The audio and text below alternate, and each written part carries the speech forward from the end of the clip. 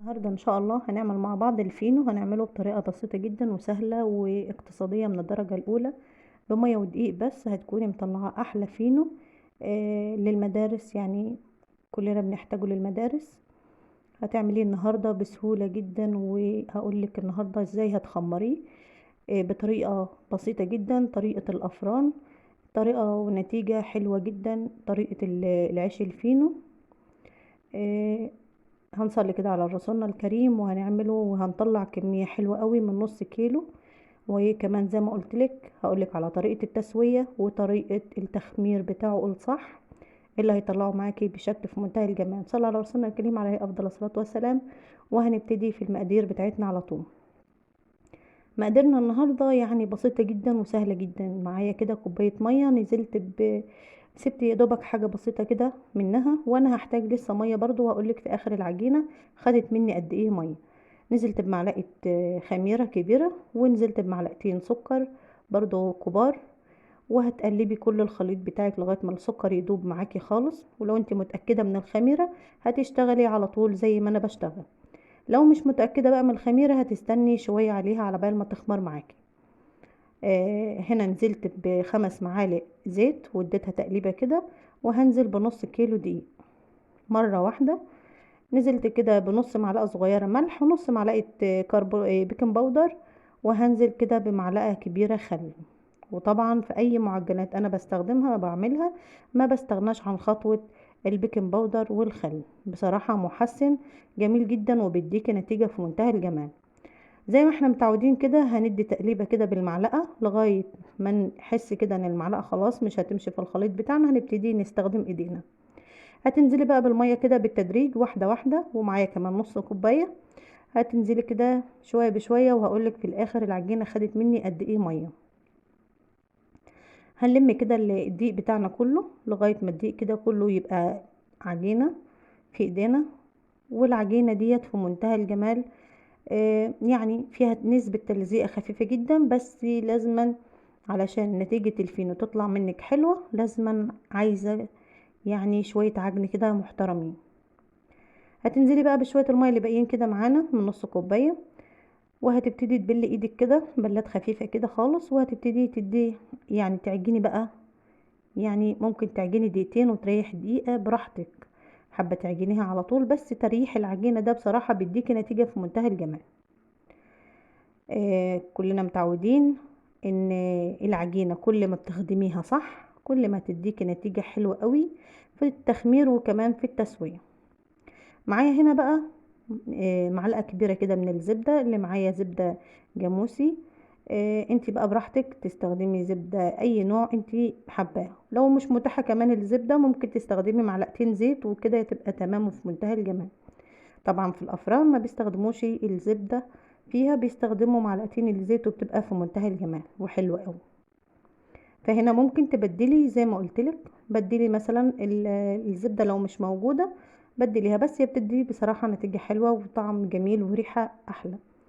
بس برضو ما فيش مانع يعني لو مش موجودة تضيفي معلقتين الزيت، هتبقى من ايدك زي العسل وزي الفل.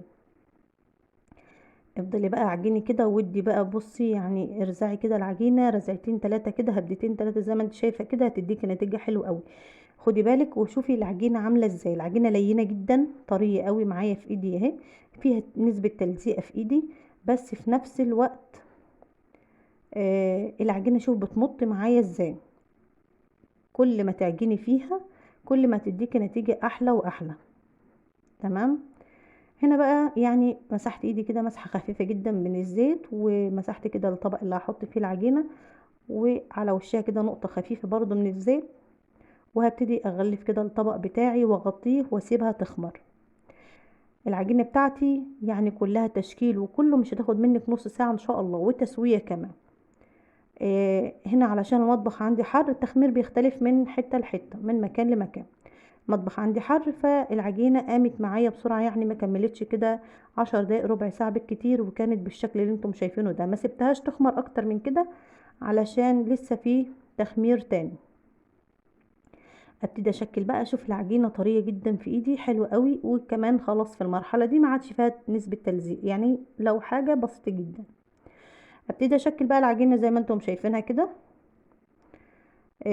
هنا بقى على حسب ما انت حابه، يعني هنا مثلا نص كيلو طلع لي 18 رغيف، 18 رغيف من الفينو. براحتك، ممكن تعمليهم 20، ممكن تعمليهم اقل، ممكن تعمليهم 10. فبراحتك هنا على حسب حجم الرغيف اللي انت محتاجاه واللي انت عايزاه. معايا كده صينيه همسحها كده مسحه خفيفه جدا من الزيت، يعني كل اللي انا استخدمته برضو في المرحله الاخيره دي ما يكملش معلقتين كبار من الزيت. ابتدي ان انا بقى اشكل العجينه بتاعتي زي ما انتم شايفينها كده، بتتشكل معاكي بسهوله. حجم بقى الرغيف هنا يرجع لك انت، الحجم اللي انت حباه، حبه كبير حبه صغير براحتك. انا هنا عملت وسط، يعني كان حجمه حلو في منتهى الجمال، يعني حجمه اكبر من اللي بيتباع في الافران. اللي عاد بيتباع في الافران دلوقتي حجمه قليل جدا وصغير. وبصراحة ده يعني لو جربتيها بنفس الطريقة هتلاقيها طعم وريحة وجمال احلى بكتير من بتاع الافران. الفينو بنحتاجه كله لاولادنا في المدارس، هتعمليه ان شاء الله مش هياخد منك وقت تخمير يعني طول اليوم ولا حاجة، بالعكس. وهقولك كمان لو في الشتاء هتخمريه بسهولة جدا. مسحت هنا بقى المفرش بتاعي كده مسحة خفيفة جدا من الزيت، حاجة بسيطة جدا. علشان احنا مش هنستخدم دقيق خالص في الفرد. وهتبتدي تلفيها زي ما انت شايفة كده، وتقفلي عليها تقفيل كويس، تديلها برمة خفيفة كده. وهتبتدي الصاج بتاعي انا برضو مسحاه مسحة خفيفة جدا برضو من الزيت علشان ما يلزقش فيه. مش حابة الخطوة دي براحتك، مش حابة خطوة انك تمسحي الصاج كده مسحة خفيفة من الزيت براحتك. بس المسحة الخفيفة دي بصراحة ما بتخلوش يلزق خالص، حتى ولو لزق ممكن بسباتيولا كده تطلعيه. التقفيل سهل جدا ونتيجة يعني جميلة جدا واضحة قدامكم طريقة التقفيل. قفلها كويس علشان خاطر اللي لسه هيخمر معانا بقى في المرحلة دي، وعلشان شكل الفينو يطلع معاكي شكله بومبي كده، يبقى شكله حلو زي اللي بتشتريه كده من الافراح. انا شكلت معاكم كام واحد هنا علشان تشوفوا طريقة سهلة جدا وبتفرد، يعني ما بتكمليش دقيقتين 3 وانتي واقفة كده على طول بتكوني فردة النص كيلو في دقايق.